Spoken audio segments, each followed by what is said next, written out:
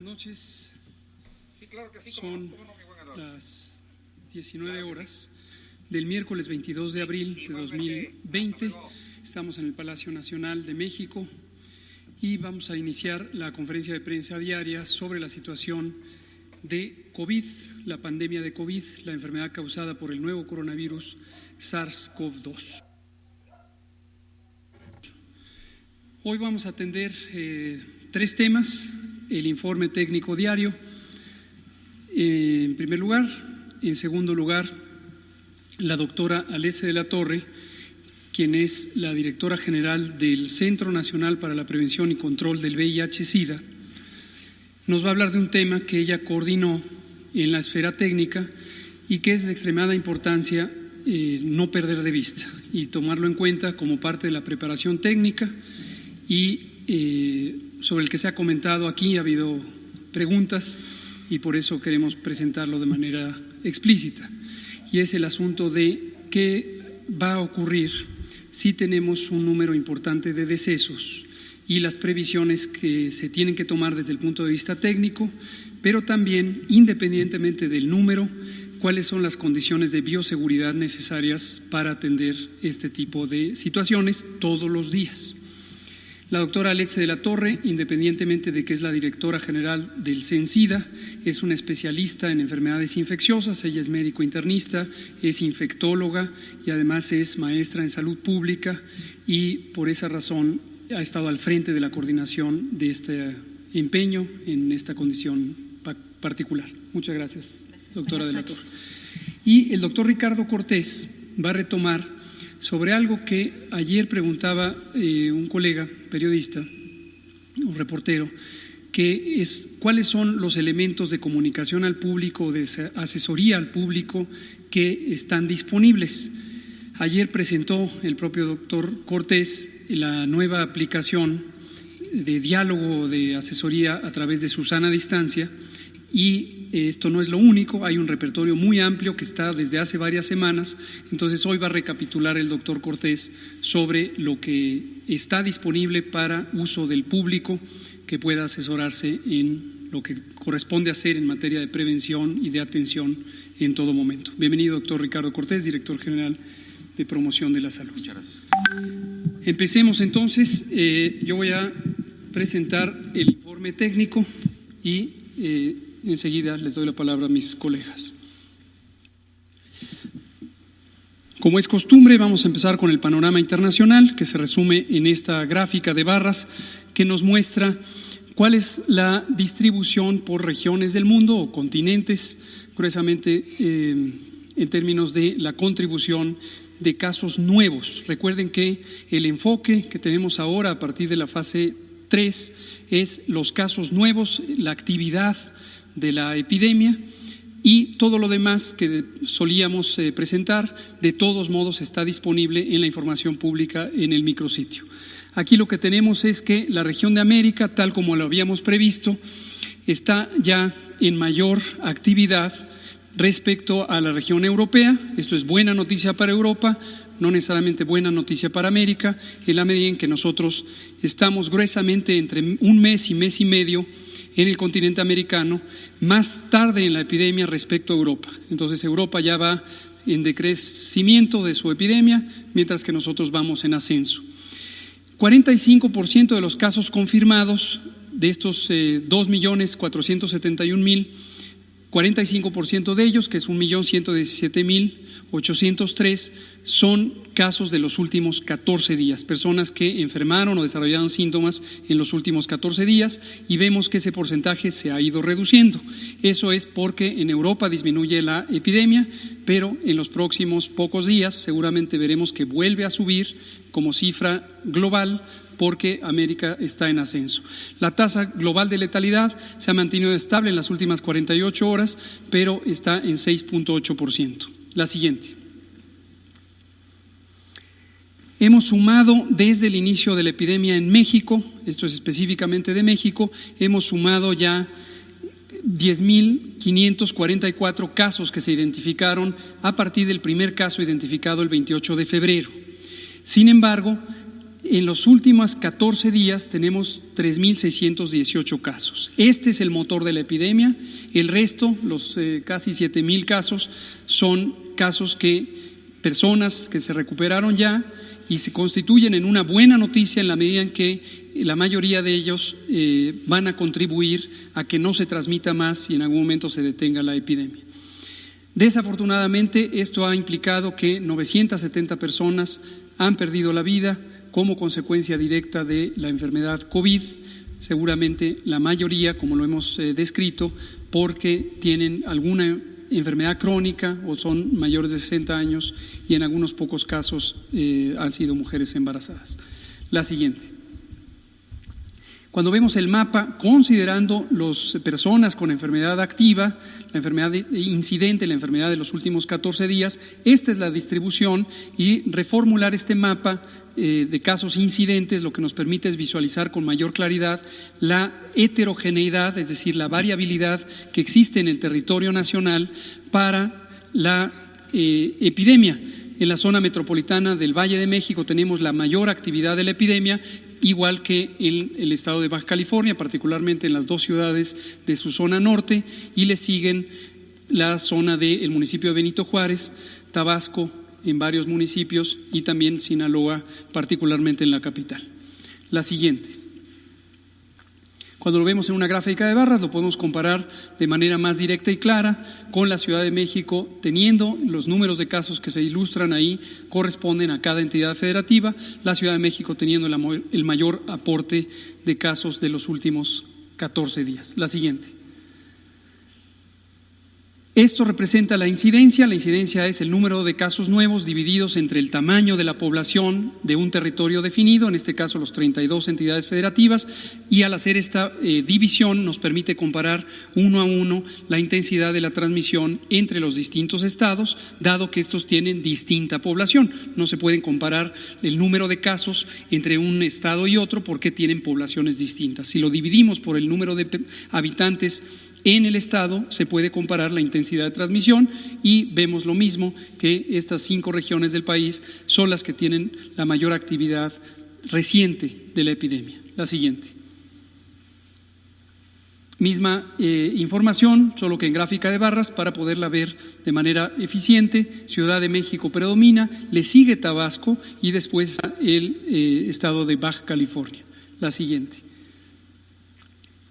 Cuando vemos la ocurrencia de estos casos activos, de estos casos recientes en los últimos 14 días, podemos ver cómo, desde luego, los casos están en la zona más reciente, en la medida en que se van recuperando personas que tienen enfermedad con más duración desde el inicio de los síntomas. La siguiente.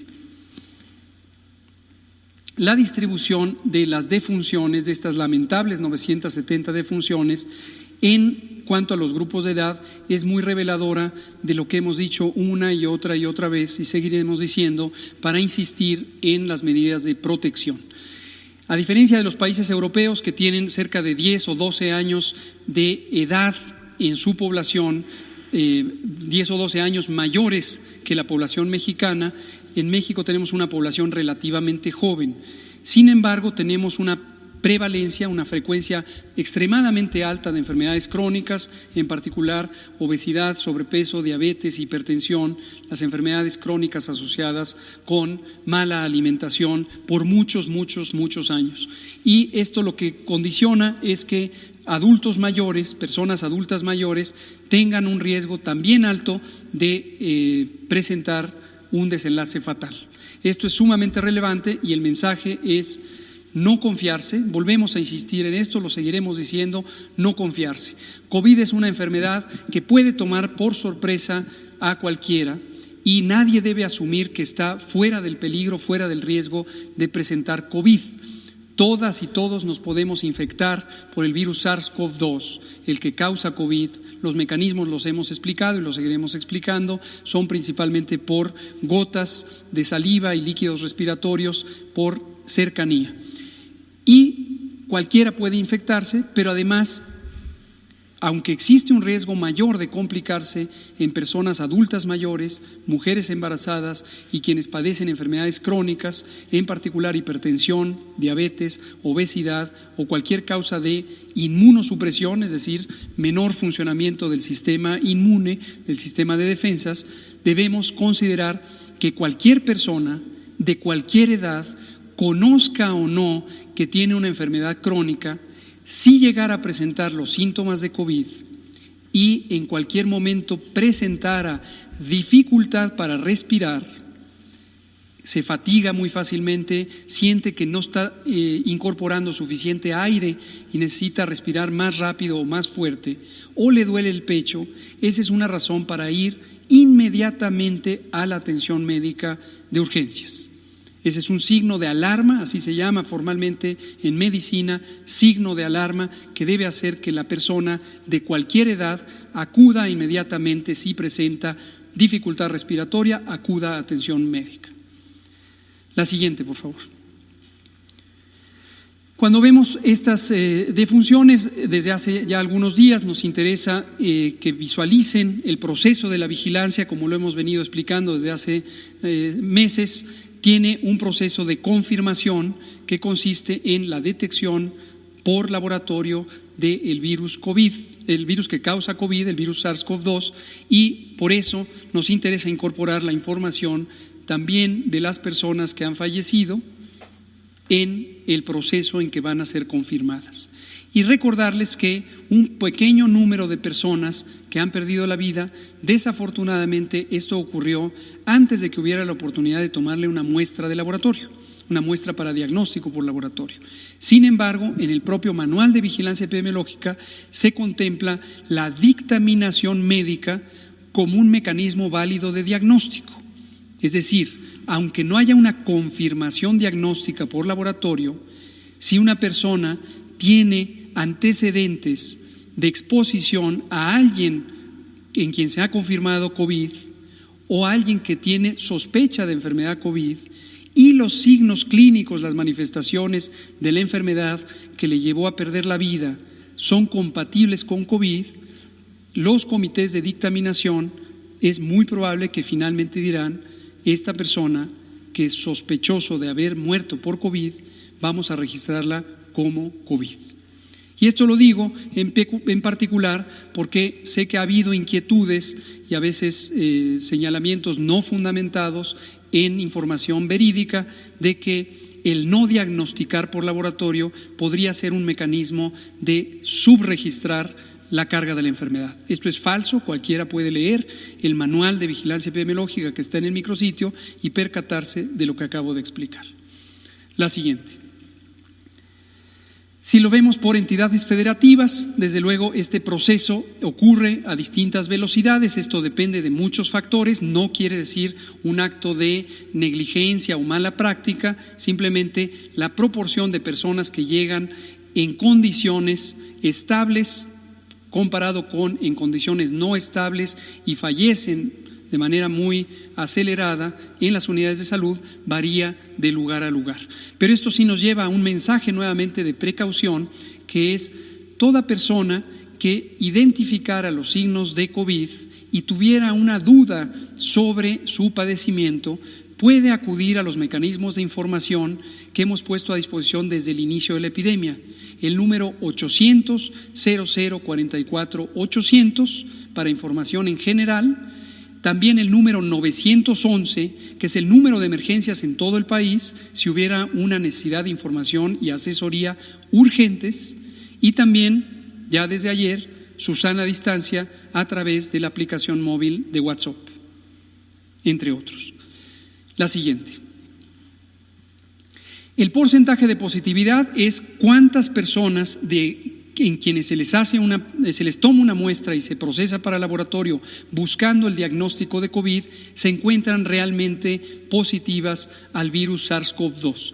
Y este porcentaje hemos indicado que está alrededor del 20 o el 22%, es esta línea roja que se ve aquí, ahora la hemos puesto desde el inicio del año o desde el inicio del mes de febrero y vamos a estar mostrando esto porque en un momento dado, en las fases finales de este primer ciclo de la epidemia, vamos a tener un incremento de la cantidad de personas o la proporción de personas que tienen el virus SARS-CoV-2 entre aquellas que tienen los síntomas de COVID.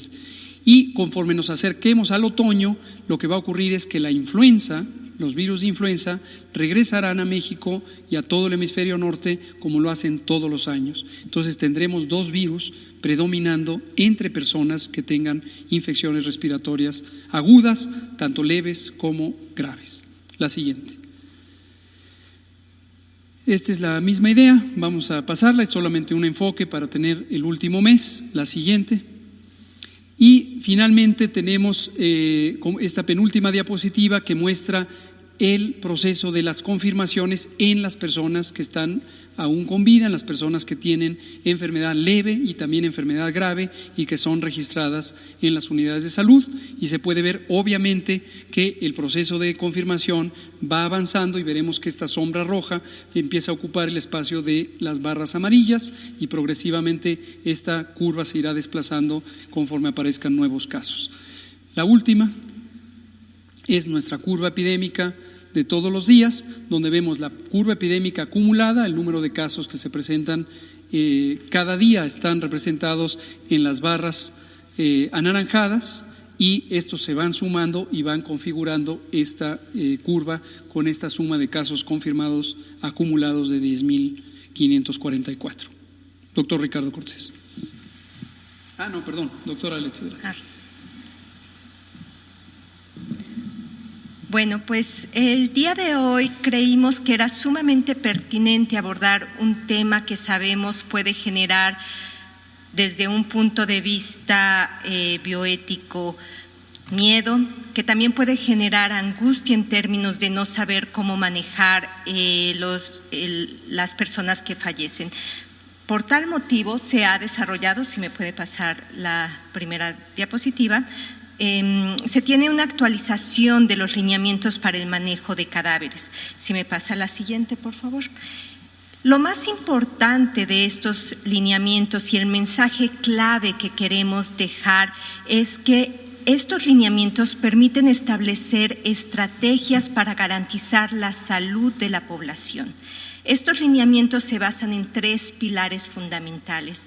El pilar número 1, y es algo que todos debemos de estar luchando día a día para asegurarnos así suceda, es el trato digno de la persona que fallece y sus deudos.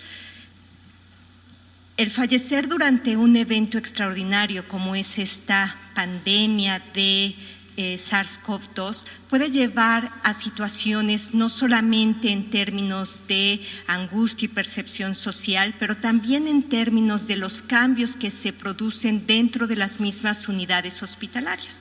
Dentro de esto, lo que tenemos que asegurarnos es el respeto y la compasión humana, que sean parte de las acciones que tenemos que tener durante el abordaje de los deudos, aquellos que han perdido a un ser querido, tener parte en su abordaje, tener el apoyo por parte de trabajo social, por parte del equipo de salud mental y en aquellas instituciones donde así existiese también de los equipos de tanatología. Debe de ser un enfoque que esté centrado en las personas, un enfoque centrado en las comunidades y no se debe de tolerar cualquier actitud de discriminación o estigma para la persona que fallece y tampoco para sus deudos, sus familiares, sus amigos. Esto es algo que debemos como sociedad estar día a día dando este mensaje,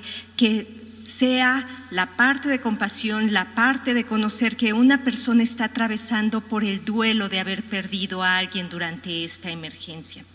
De forma adicional, y el siguiente pilar, son las medidas de bioseguridad.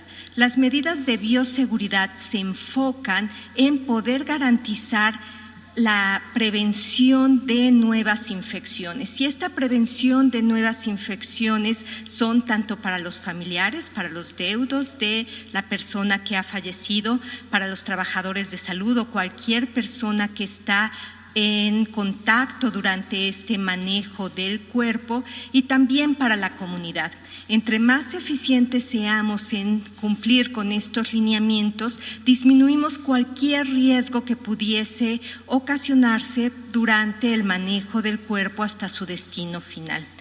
También tenemos que pensar en evitar la saturación de los sistemas y para este punto cada unidad de atención está verificando la capacidad y el funcionamiento de sus morgues, está gestionando todo lo que debe de hacer para agilizar los procesos administrativos, la expedición de los certificados de defunción y aquellas acciones que logren tener en el menor tiempo posible la disposición del cuerpo hasta su destino final.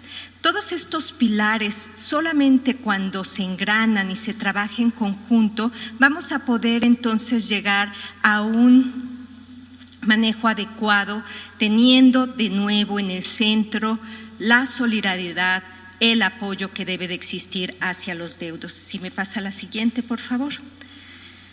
Y este es otro tema que genera también mucha angustia. A veces vemos imágenes en la televisión o en algún otro medio donde se observan equipos de protección personal durante el manejo de los cuerpos. Queremos recalcar que las recomendaciones que se tienen en nuestro lineamiento están basadas en las recomendaciones internacionales, incluidas las recomendaciones de la Organización Mundial de la Salud y la Organización Panamericana de la Salud. Dentro de estos, nada más a manera de recordatorio, pensemos en las tres formas con las cuales uno se puede contagiar por SARS-CoV-2. Número 1, como explicaba hace un momento el subsecretario, es a través de un contacto. Si nosotros pensamos durante el fallecimiento de una persona, ese contacto puede ser directamente con el cuerpo, con la persona que ha fallecido, o de forma indirecta con el entorno que potencialmente tiene gotas o tiene virus en estas superficies. El segundo mecanismo de transmisión es gotas. Estas gotas no se van a producir ya por una persona que ha fallecido, sin embargo pueden producirse algún tipo de salpicaduras para los trabajadores de salud o aquellas personas que están en el manejo de los cuerpos durante su manipulación. El tercero son aerosoles. Habíamos comentado que estos aerosoles, que son unas gotitas muy pequeñitas, solo se transmiten durante ciertos procedimientos. El único procedimiento que está dentro de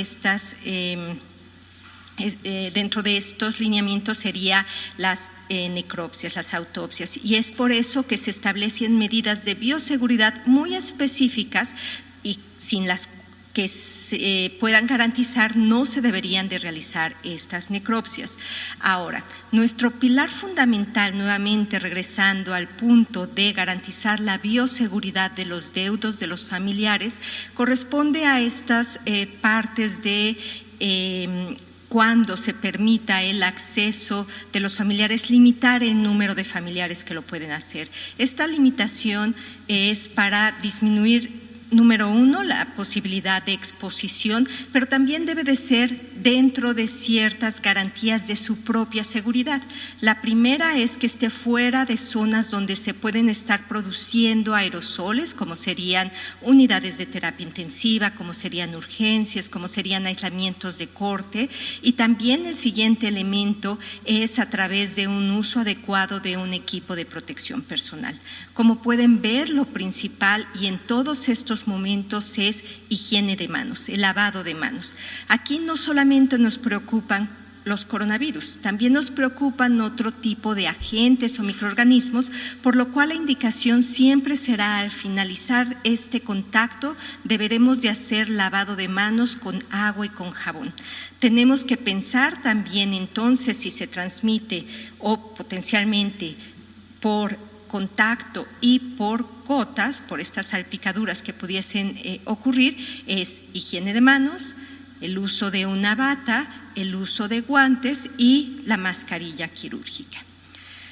Esto, si lo establece claramente en los lineamientos, siempre deberán de ser vigilados y observados por el equipo de salud de la propia institución.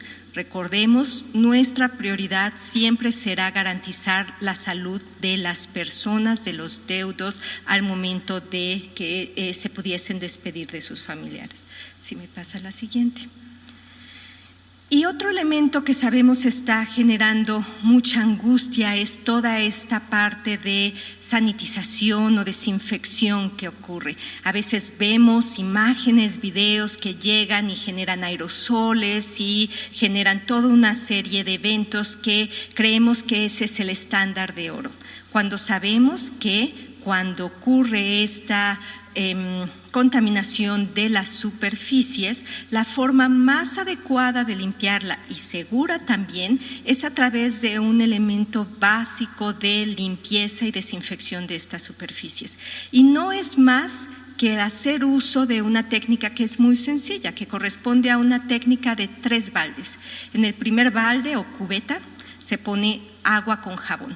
Esta agua con jabón lo que va a permitir es inactivar todas estas sustancias orgánicas que puedan estar en las superficies que no logramos ver, pero sin embargo con esta medida podemos arrastrar esa suciedad. Pero también tengan cuidado, porque el jabón inactiva el cloro.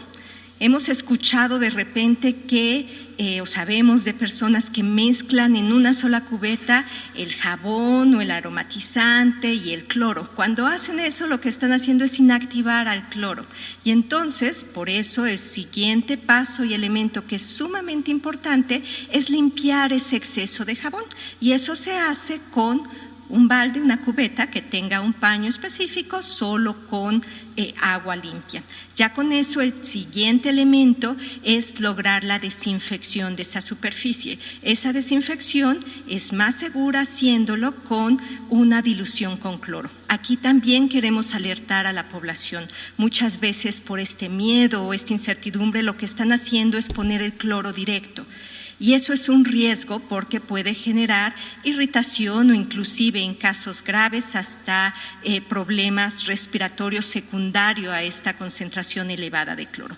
No se necesita más que poner aproximadamente unos 30 mililitros de soluciones cloradas del 4 al 6% en 1 litro de agua. Con eso es suficiente para inactivar cualquier virus, no solamente coronavirus, sino otro tipo de agentes infecciosos también que pudiesen estar en estas superficies, y con eso podemos garantizar que nuestras áreas, que nuestras superficies donde estuvo alguna persona con sospecha o con diagnóstico de coronavirus son seguras, y son seguras desde un hospital hasta la parte domiciliaria, etcétera. Entonces, que no se nos olvide el mensaje, mantener una sana distancia, la higiene de manos, evitar tocarnos los ojos, la nariz, la boca, son pilares fundamentales en la prevención del contagio por SARS-CoV-2. Recordemos, si el virus está aquí, de aquí no va a saltar,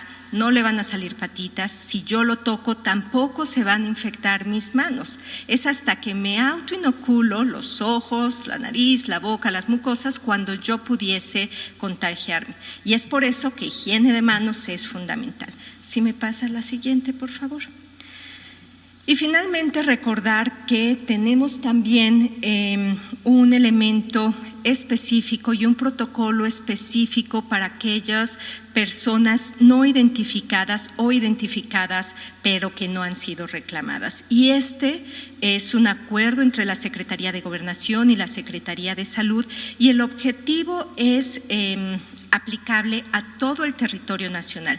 Tiene 3 pilares fundamentales. El primero es que aquí sí está prohibida la incineración de estas personas.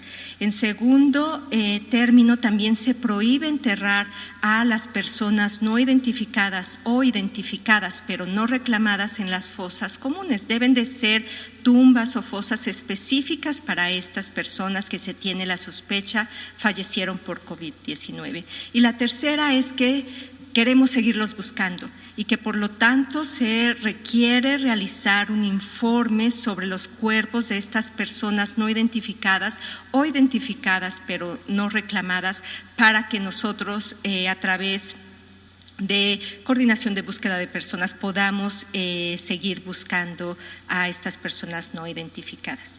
Gracias. Muchas gracias, doctora Letze de la Torre Rosas. Le pido entonces al doctor Ricardo Cortés Alcalá si nos presenta la tercera parte de la información. Con mucho gusto, doctor López-Gatell. Muchas gracias. Muy buenas tardes a todas y todos. Ayer comentaba uno de los compañeros, colegas de ustedes, un reportero, sobre por qué hasta ahorita utilizamos a Susana Distancia en el chatbot. Creo que algo que es importante es que Susana Distancia ya nació hace un mes.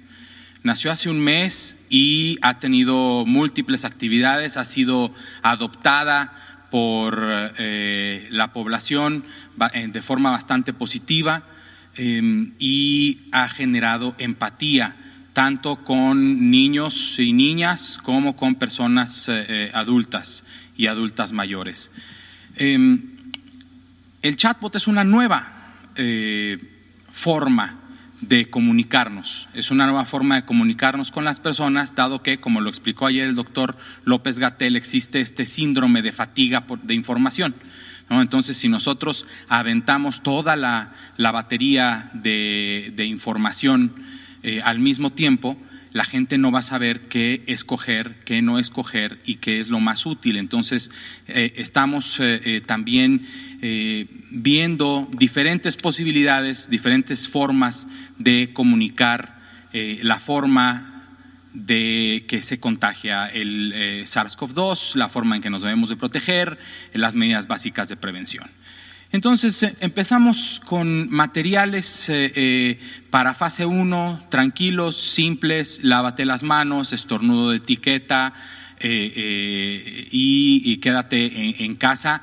Si presentas enfermedad, cualquier enfermedad, lo hemos dicho aquí, cualquier persona que se enferma debe quedarse en casa a recuperarse. Si es una enfermedad grave, tiene que acudir a recibir atención a su salud, dependiendo si va a algún médico o médica particular de su preferencia o va a una institución de seguridad social. Entonces, esos eran el enfoque de los primeros mensajes que había que decirle a la gente. Decirle a la gente, el virus va a llegar a México, es inminente, lo empezamos a buscar hasta que se detecta el primer caso.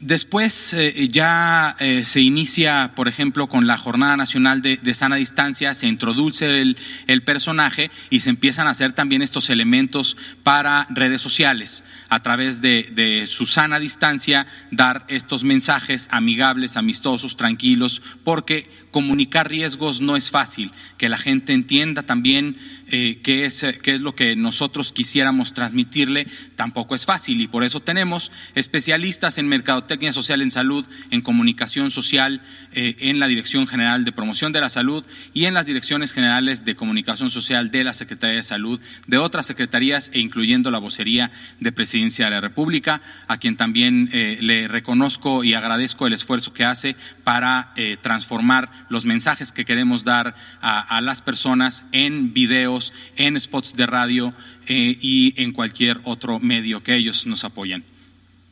La página web inició como un micrositio de la página de la Dirección General de Promoción de la Salud, compartiendo información, organizándola de cierta forma, poniendo a disposición de todas y todos la información que creímos en ese momento y intuimos en ese momento más correcta para ir comunicando los riesgos que poco a poco íbamos a estar teniendo.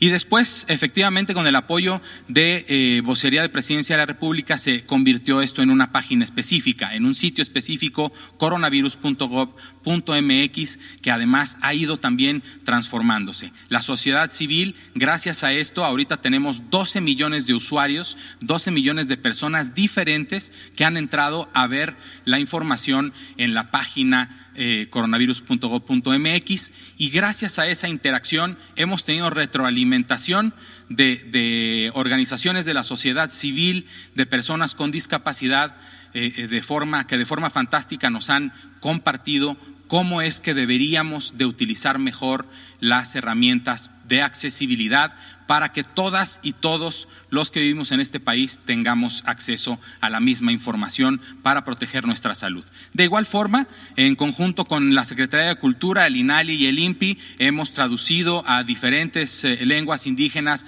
material que con pertinencia cultural y que de acuerdo a lo que el propio INALI y el propio INPI nos han manifestado como las mejores formas de comunicarnos con poblaciones indígenas, se han traducido y se han compartido a través del sitio web de estas instituciones.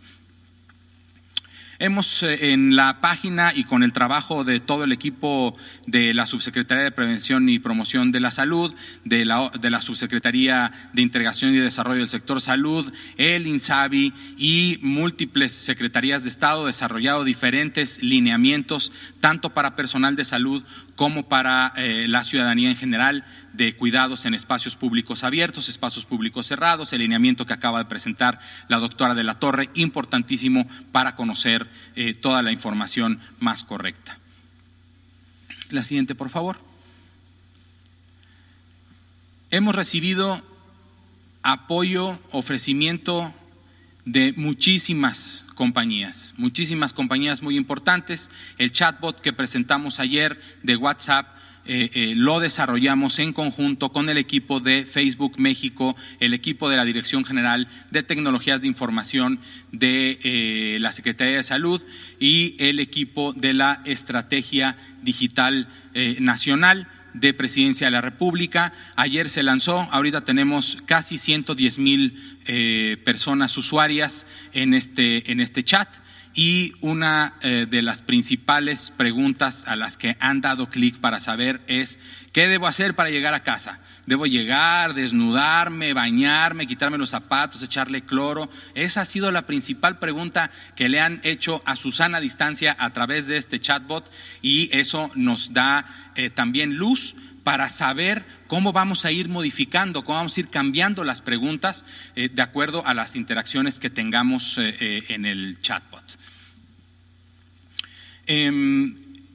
Tenemos también ahorita un marco de perfil para nuestras páginas de Facebook con nuestros colores nacionales al fondo y un Quédate en casa, Susana Distancia. Invitamos a todos a utilizarlo, a compartirlo. Es esta nueva forma de compartir entre una sociedad que quiere estar bien informada. Y finalmente también no solo Facebook, sino también Google y YouTube nos están apoyando directamente con lo que regularmente cuesta, y cuesta mucho dinero. Lo que es Google Ads, lo que es Facebook Ads, es ponerle a los usuarios de estas plataformas digitales la información que nosotros queremos que reciban, para que no estén en primer lugar las noticias falsas, para que no estén en primer lugar ninguna información que no tenga evidencia y sustento científico, sino que en primer lugar esté el sitio de coronavirus, los materiales de Susana Distancia, lávate las manos, quédate en casa, quédate en casa, quédate en casa. Los informes de movilidad que también han sido muy importantes para que el grupo científico encabezado por CONACYT nos apoye en hacer las proyecciones de cómo vamos y cómo estimamos que haya de carga de enfermedad, hospitalizaciones, terapia intensiva, todo esto que nos sirve a nosotros para tomar decisiones e ir dando mensajes importantes. La app de COVID-19 MX, que tenemos más de 300,000 personas, más de 300,000 personas que la han descargado, ya está disponible en 3 plataformas, que es la plataforma de Google Play, la de App Store y la App Gallery de la marca de Huawei. y entonces con eso cubrimos, digamos que al 100% de personas que tengan un teléfono inteligente y que quieran descargar nuestra aplicación para seguir en comunicación y tener la información disponible en la palma de su mano. La siguiente, por favor. Otras empresas que se han acercado a nosotros son las empresas taxis, ¿no? de servicio privado de transporte, como Didi, como Bit, como Uber, para ofrecer diferentes servicios. Específicamente, Didi puso un programa que se llama Didi Heroes, o Héroes de Didi, en donde el personal de salud se puede inscribir a este programa, y Didi está apoyándolos con viajes de sus centros de trabajo y a sus casas para que lleguen de forma segura, y también con algunos cupones también de alimentos. Bit ha ofrecido también llevar medicamentos a algunas personas que así lo requieran, al igual que Uber. Y en realidad lo que estoy diciendo, y mil disculpas a otras empresas que no tenga en este instante en la mente, pero lo que trato de decir es muchas gracias a todas las empresas que se han puesto a disposición de la Secretaría de Salud a través del subsecretario y mi persona también particularmente. Les agradecemos mucho. Walt Disney México hizo contacto con nosotros a través de la a través de la agregada de salud de la Embajada de Estados Unidos en México, y lo que quería esta empresa importante también de comunicación, no solo de entretenimiento y sus parques, era descargar los videos de su sana distancia para ponerlos en todos sus canales sin costo para nosotros. También es un asunto de responsabilidad social. Se acercaron con nosotros, yo les dije, los videos están en www.coronavirus.gov.mx, y ellos están en todos sus canales, poniéndolo en todos los canales que tienen alcance nacional. Informar y actualizar a ustedes, a los medios de comunicación. También importante, desarrollamos desde un principio un producto que se llama El Mensajero de la Salud, que a través de la Dirección General de Comunicación Social de la Secretaría de Salud se les comparte, y si alguno todavía no lo tiene, por favor háganoslo saber y se los haremos llegar cuando haya actualizaciones. Finalmente, el Instituto Nacional de Acceso a la Información Pública, un aliado importantísimo para tener algo que tanto pidió la sociedad: los datos abiertos. ¿Cómo y qué fundamento jurídico podíamos tener nosotros para decir estos datos no se pueden compartir, estos datos sí se puede compartir, y con eso construir este famosísimo sitio de datos abiertos con descarga pública de los datos en formato CSV, que es el que han estado solicitando estas personas desde la sociedad civil, y que está a su disposición de forma anonimizada, pero sí nominal. Cada una de esas filas es una persona que ha sido estudiada para COVID-19, y por primera vez en la historia del Sistema Nacional de Vigilancia Epidemiológica se hacen datos abiertos de tipo nominal. Y entonces es el INAI quien nos compartió un análisis que hizo del estudio epidemiológico de caso para poder hacer y construir y mejorar cada día, no solo con la ayuda de la sociedad, sino también del Instituto Nacional de Acceso a la Información, esta base de datos abiertos. La siguiente, por favor. Finalmente, la Fundación Teletón hoy anunció formalmente en sus redes que ha puesto a disposición de la Secretaría de Salud del Gobierno Federal y de las Secretarías de Salud de los gobiernos estatales todo su poder, todo su conocimiento y toda su infraestructura. Nosotros ya estamos trabajando con Fundación Teletón, dado que ellos son los expertos en el manejo que tanto nos han pedido en la sociedad civil a través de las redes sociales, para mejorar nuestro manejo de información y nuestra comunicación con personas con discapacidad.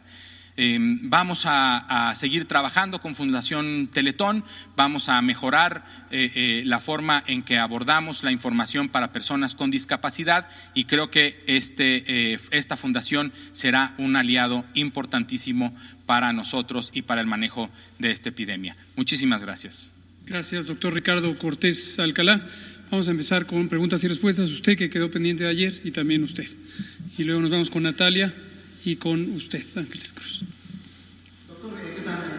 También buenas noches, Carlos Guzmán de Aba Noticias. 3 preguntas. La primera, ayer estaba muy caliente el tema de los gobernadores y toda esta discordancia que había ayer con la fase 3 que comenzaba, cada uno tomaba sus decisiones. La jefa de gobierno, después de esta conferencia del día de ayer, anunciaba medidas que va a aplicar a partir de mañana. El día de hoy nos llevan a conocer un hospital en el Centro Banamex que está bastante bien, pero en el contexto nacional, los gobernadores, ¿qué tanto ya tienen la sincronía de trabajo con la federación, con la cabeza que es usted en este caso como subsecretario?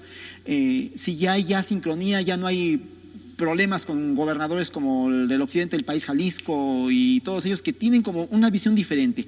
La segunda, el día de mañana, según redes sociales, queremos ver si nos puede desmentir o confirmar esta información, estarán por llegar alrededor de 300 enfermeras de Cuba, según mencionan en redes sociales, para apoyar la experiencia que tienen ellos en cuanto a pandemias. Y la tercera, si nos puede hablar un poquito, en el caso del tema que acaba de mencionar, muy importante, de la comunicación que se va a tener básicamente con la gente con discapacidad y obviamente vulnerables como es VIH-Sida. ¿Cómo se va a planear la estrategia, siendo que son grupos no cuentan en el escenario nacional por el número, pero sí en la gravedad que pueden tener y el acceso a los medicamentos y a los tratamientos? Es gente que a veces no puede hablar, no puede oír, tiene limitaciones incluso para trasladarse. ¿Cómo se le va a hacer para trabajar a través del gobierno federal para que estas personas tengan acceso efectivo al tratamiento o incluso a una consulta? Gracias. Gracias. La tercera pregunta se la dejo al doctor Cortés, porque precisamente lo que mencionó de la colaboración con Fundación Teletón tiene que ver sobre esto.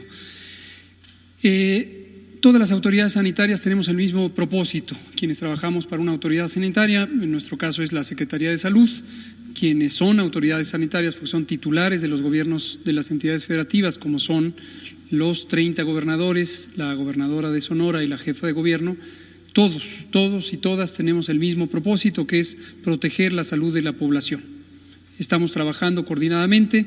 El marco que establece la Ley General de Salud y otras disposiciones es muy claro sobre este fenómeno de concurrencia. Esto quiere decir colaboración, unidad de propósito, repartirse el trabajo. Cada quien tiene un ámbito de competencia. Entonces no hay problema alguno en ese sentido. Creo que vamos muy bien y que la actitud proactiva de los gobiernos estatales es muy favorable. Ayer y en otras ocasiones hemos destacado que es muy importante que, dado que la intensidad de transmisión, como lo mostramos cada noche en el mapa, es diferente en distintos territorios, en cada territorio se deben instrumentar las intervenciones específicas que corresponden a la necesidad, dentro del marco general de lo que dispone la Autoridad Sanitaria Nacional.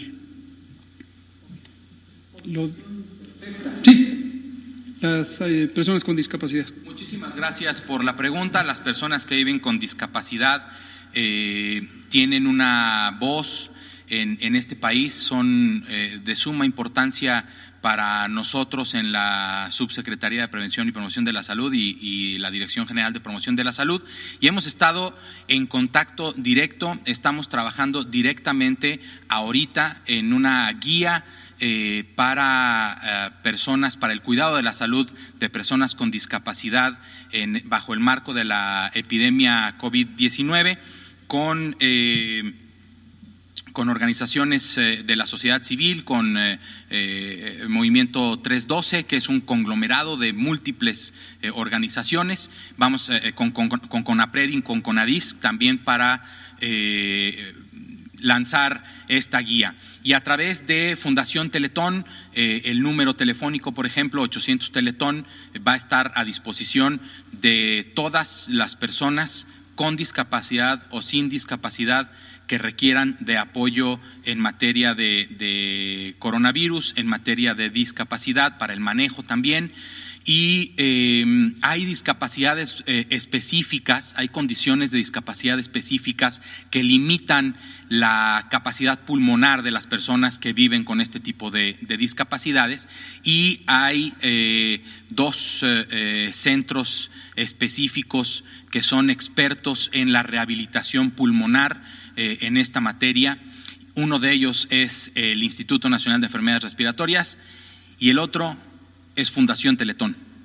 Entonces, con los expertos de Fundación Teletón se va a brindar telerehabilitación. Hay videos, hay materiales que ellos ya pusieron a disposición para que nosotros los usemos en nuestra página que estamos también haciendo accesible.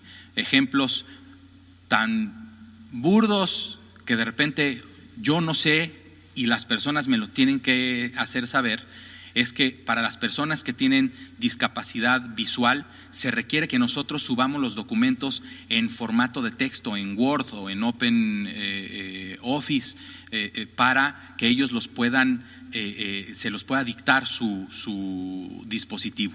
Muchas gracias. Gracias, doctor Ricardo Cortés.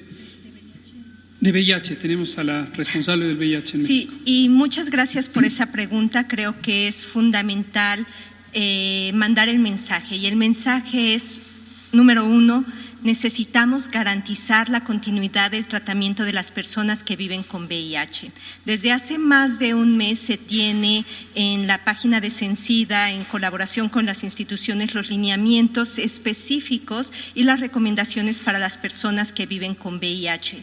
También en nuestras redes sociales hemos puesto un correo electrónico donde las personas nos pueden contactar en caso de que tuviesen cualquier duda, pregunta, y donde tenemos a nuestra Dirección de Atención Integral revisando toda esta serie de correos y pudiendo dar la parte de vinculación cuando así se requiere hacia otras instituciones, y la parte también de información adecuada. Y en conjunto con los vocales y las organizaciones de la sociedad civil estamos generando información justamente dirigidas a las personas que viven con VIH, pero también mensajes muy importantes de salud sexual y cómo tenemos que cuidarnos durante esta emergencia sanitaria. Gracias. Vamos a darle la palabra a usted. Nos quedan 4 minutos. Usted ya tuvo sus 3 preguntas. En la próxima le toca, por favor. Buenas noches a todos. Lisbeth Álvarez, del diario Basta. Mi pregunta es para usted, doctor. ¿Qué tan viable es esta aplicación para las personas adultas mayores? Ya que, bueno, comúnmente son las que están teniendo este contagio y a veces no cuentan con un teléfono inteligente, o a veces si lo tienen, a veces necesitan de ayuda de otra persona para que puedan acceder a las plataformas. Y mi segunda pregunta es, ¿qué recomiendan, cremar o inhumar los cadáveres? Gracias. Muchas gracias. Yo creo que el propósito de tener múltiples plataformas de comunicación es esa, para que la persona adulta mayor que sí maneja el WhatsApp lo pueda hacer a través del chatbot de Susana Distancia. El que solo utiliza una computadora y se mete a internet puede hacerlo en el coronavirus.gov.mx. Quien dice yo aquí me bajo mi aplicación y también la sé utilizar, adelante. Mi padre es un hombre de 75 años que utiliza internet, ya bajó la aplicación y ya me dijo que le preguntó a Susana Distancia algún par de cosas. Gracias, doctor Cortés. Doctora, por favor. Y luego Natalia y ahí terminamos. En términos de bioseguridad, ambas estrategias, tanto la cremación como la inhumación son seguras. Es importante considerar dónde estamos. Habrá lugares donde es más factible asegurar que se tiene una disposición más pronta de los cuerpos si esto se hace a través de la incineración, y hay otras zonas donde es más fácil poderlo hacer a través de la inhumación. Gracias. Natalia Vitela, y ahorita se da tiempo. ¿Del número de personas que han sido intubadas, tienen el porcentaje de cuántos se han recuperado? Esa es una pregunta. Y la segunda, los datos abiertos hablan que desde enero hubo casos confirmados de COVID. ¿Qué pasó con esos datos o esos casos? ¿Datos abiertos dicen? Sí, en Nayarit y Veracruz. Yo creo que hay que revisar eso. No creo que sea cierto, pero si usted tiene esa evidencia, compártamela porque no es creíble. Sobre cuántas personas se han recuperado, no tengo el dato, pero lo traemos. Ha sido pocas, en parte porque han sido pocos todavía, afortunadamente, digamos relativamente pocos. Siempre una persona es mucho porque es inaceptable que una persona sufra, pero comparativamente con la cantidad de casos leves, hemos tenido pocas personas que han tenido enfermedad de mayor importancia. las hospitalizaciones en personas que están críticamente enfermas por COVID son largas. Entonces, en personas que sobreviven el periodo crítico puede prolongarse en promedio hasta por 2 semanas y media, en promedio. Sin embargo, hay personas que pueden estar hasta 2 meses hospitalizadas y sí hemos tenido afortunadamente personas que, a pesar de estar durante varias semanas en una etapa crítica, logran recuperarse satisfactoriamente y pueden llegar a ser una vida normal.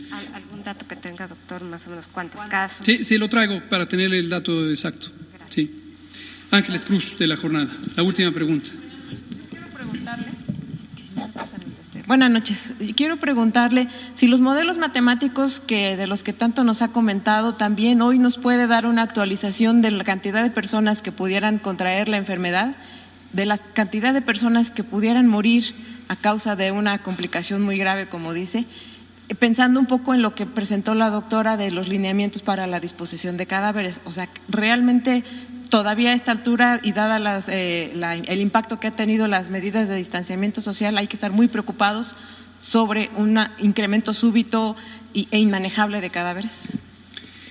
Qué bueno que lo menciona, Ángeles.